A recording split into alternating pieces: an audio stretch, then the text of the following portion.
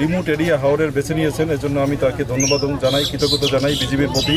তারা medical camp করছেন এবং একই সাথে টেকনোলজি ব্যবহার করে ড্রোনের মাধ্যমে যে নতুন একটি পদ্ধতি প্রয়োগ করে আমরা যে ত্রাণ কার্যক্রম পরিচালনা করব সেটির এখানে উদ্বোধন হবে। তো আমি আজকে এখানে আসলাম, জিনিসটা সম্পর্কে বিষয়টা সম্পর্কে অবগত হলাম, পৌঁছাতে হবে এবং মানুষের সেবাকে দোরগোড়ায় নিয়ে যেতে হবে। এই উদ্যোগকে বিজিবি যে উদ্যোগটি গ্রহণ করেছে সেটি আসলেই সাধুবাদ পাওয়ার জন্য। সবাইকে ধন্যবাদ।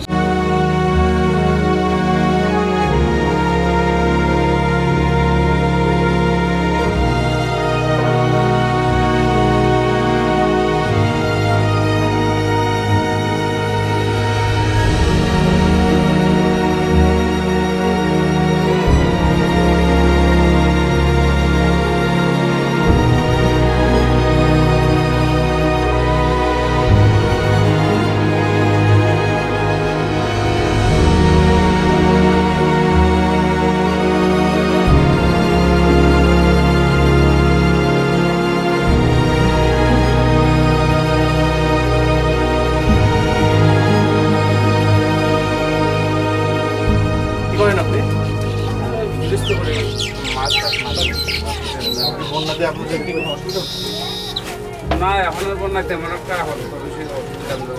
চিকিৎসা সেবা আমরা নিয়ে এসেছি আপনাদের গ্রামে, কেমন লাগছে? ভালো। আচ্ছা, আমরা আমাদের পক্ষ থেকে কিছু খাবার নিয়ে এসেছি। কয়জন আছে? তো এটা মুরগি দিয়ে রান্না খাবার, সবাই মিলে খেতে পারবেন।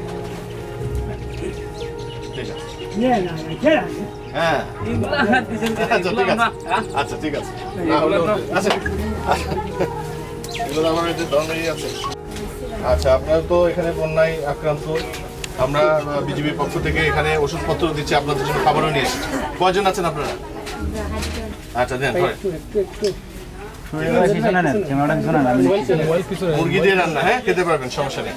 চলে ওইদিকে।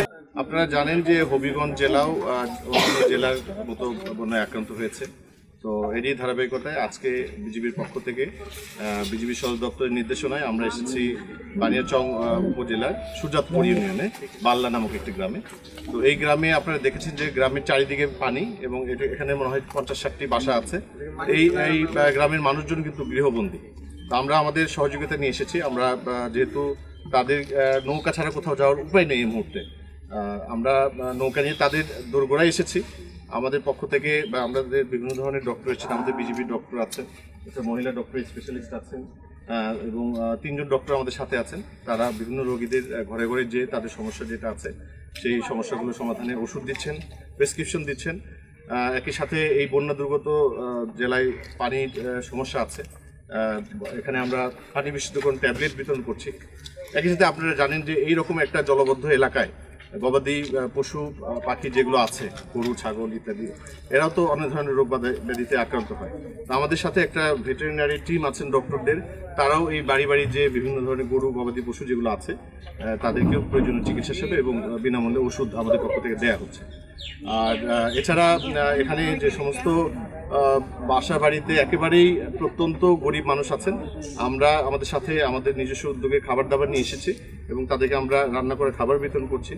আরেকটা জিনিস আমরা যেটা করছি যে আপনারা ইতিমধ্যে সাংবাদিক ভাই যারা আমাদের সাথে এসছেন দেখেছেন জায়গাগুলো আসলে খুব দুর্গম, এক জায়গা থেকে আরেক জায়গায় যেতে কিন্তু নৌকা ছাড়া যাওয়ার কোনো উপায় থাকে না।